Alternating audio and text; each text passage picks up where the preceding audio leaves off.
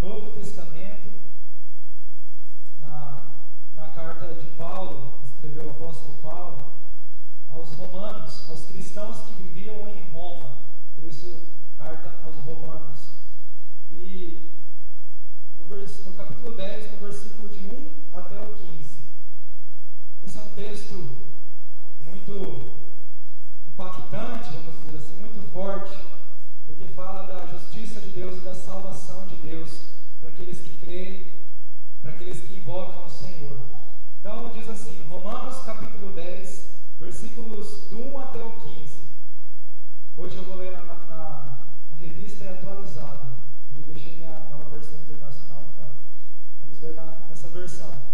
Diz assim, o apóstolo Paulo: Irmãos, a boa vontade do meu coração e a minha súplica a Deus a favor deles são para que sejam salvos, porque lhes dou testemunho de que eles têm zelo por Deus, porém não com entendimento.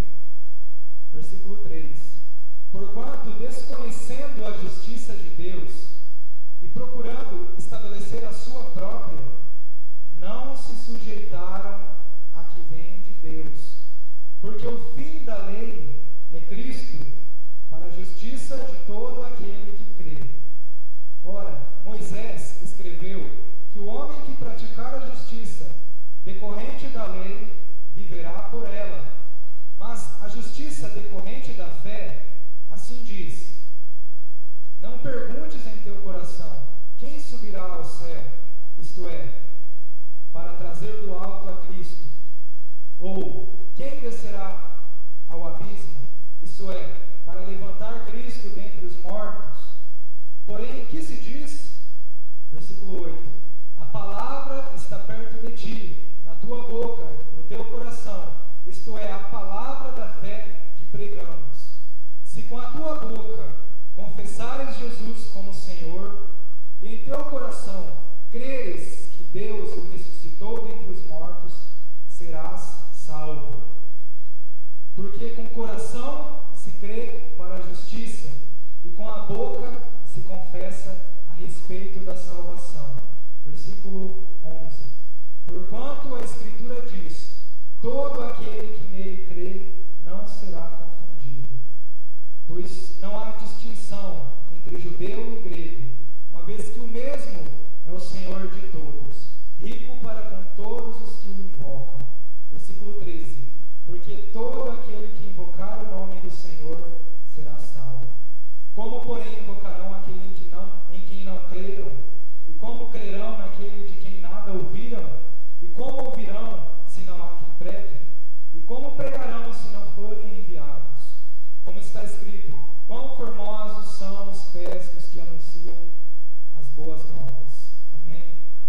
Então vamos estar orando nesse momento, pedindo que Deus esteja falando através da sua palavra, através do Espírito Santo, porque é o Espírito que fala através da palavra. Senhor Deus, Espírito Santo, Senhor Jesus, que esta palavra que foi lida, que é a palavra de Deus, possa, Pai, falar aos nossos corações, que o Espírito Santo agora, Senhor, esteja falando a cada um, Senhor, falando a tua vontade para cada um de nós, Senhor, que a tua palavra, Senhor, venha falar a mim e a cada um dos irmãos que estão aqui ouvindo, Senhor. O seu artigo da fé vem pelo ouvir a tua palavra, Senhor. Em nome de Jesus nós te pedimos. Amém. Então, que texto muito forte, muito bonito essa passagem, que fala da salvação daquele que crê, daquele que invoca a Deus, daquele que coloca sua confiança no Senhor, no Deus que salva. E vamos voltar agora, fazer uma volta para o que o apóstolo quer nos dizer com esses versículos. Ele fala que é o desejo de Deus que todas as pessoas sejam salvas. É desejo de Deus de que todas as pessoas conheçam o Evangelho, conheçam a vontade de Deus, sejam salvos, sejam livres do poder do pecado, sejam livres do poder da morte, porque a Bíblia diz que o salário do pecado é a morte, ou seja, todo aquele que é pecador então merece a morte, merece ser condenado, mas a graça de Deus nos leva até Cristo e Ele nos salva. Ele nos liberta do poder do pecado, do poder da morte, e nos torna filhos de Deus, nos torna salvos por Cristo. Então o apóstolo Paulo fala isso, que a vontade de Deus é que todos sejam salvos, aqui no versículo 1. E se nós irmos lá para Tito, nós vamos ficar nesse texto aqui de Romanos 10. Mas se nós formos lá para Tito, na carta do apóstolo para Tito, no capítulo 2, no versículo 11, para completar essa ideia de Paulo de que Deus quer que todos sejam salvos, vamos ler então Tito, capítulo 2, versículo 11. Diz assim: porquanto a graça de Deus se manifestou salvadora a todos os homens, educando-nos para que, renegadas a impiedade e as paixões mundanas, vivamos no presente século sensata, justa e piedosamente, aguardando a bendita esperança e a manifestação da glória do nosso grande Deus e Salvador, Cristo Jesus, o qual a si mesmo se deu por nós, a fim de nos remir, de nos livrar de toda a iniquidade, e purificar para si mesmo um povo exclusivamente seu, zeloso de boas obras. Então nós lemos aqui que a graça de Deus se manifesta para todos os homens, para todas as pessoas, que quer que os homens deixem as paixões mundanas, que deixam a vida de pecado, a vida de iniquidade, para que vivam uma vida justa, uma vida sensata, uma vida piedosa, de compromisso com Deus. E quem sai dessa vida de iniquidade para a vida de equidade, para uma vida de piedade, são as pessoas que fazem parte agora do povo de Deus. Aqui fala que Deus separou para si um povo exclusivamente seu, povo exclusivo de Deus, povo zeloso de boas obras.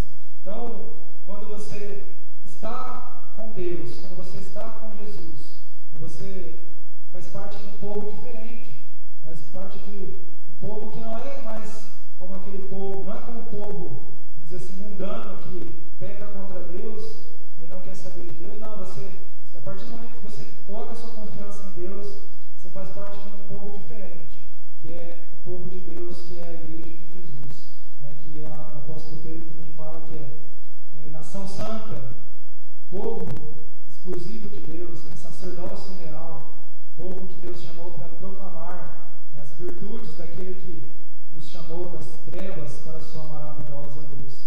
Então Deus quer que muitas pessoas, Deus quer que todos ouçam a mensagem do Evangelho e tenham uma nova vida, que façam parte do povo de Deus, que é a igreja, e que todos sejam salvos. Só que aqui, voltando agora lá para Romanos, no capítulo 10, versículo 2, diz que muitas pessoas têm zelo de Deus, têm, vamos dizer assim, vontade de servir a Deus, mas servem sem entendimento.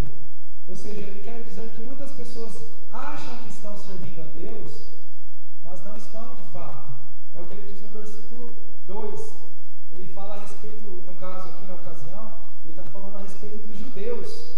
Ele diz assim: porque eles dão testemunho de que eles têm zelo por Deus, porém não com entendimento. Ele estava se referindo aos judeus, ao povo de Israel, que eles achavam que estavam servindo a Deus por obedecer somente a